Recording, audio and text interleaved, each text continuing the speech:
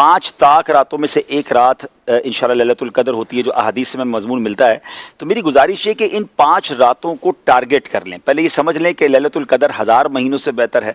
83 साल और 4 महीने बनते हैं 1000 महीने। तो मैं और आप अब तो 83 साल और 4 महीने शायद ना जी पाएँ, 1000 महीने की इबादत तो कभी भी ज़िंदगी में हम नहीं कर पाएंगे। तो ज़रा सोचें कि कितना बड़ा गोल्डन चांस है कि अगर शब लैलतुल कदर किसी ने इबादत कर ली और वो मकबूल हो गई तो वो 1000 महीनों से ज़्यादा अफजल इबादत हो जाएगी। तो मेरी गुजारिश ये कि इन 5 रातों में कुछ काम पाबंदी से करें, और वो ये है कि इशा की जमात और फजर की जमात जो बाजमात पढ़ता है उसको सारी रात इबादत करने का सवाब मिलता है। तो एक काम तो ये कर लें।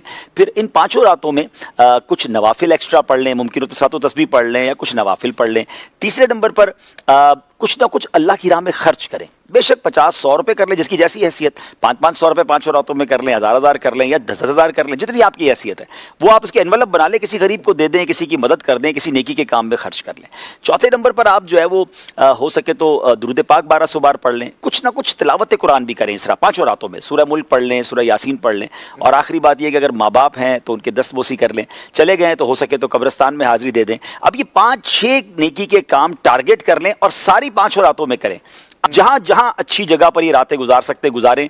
रातें मिस नहीं करनी है, खाने पीने घूमने फिरने के लिए सारी ज़िंदगी पड़ी है। इन 5 रातों को भरपूर तरीके से इस्तेमाल करें।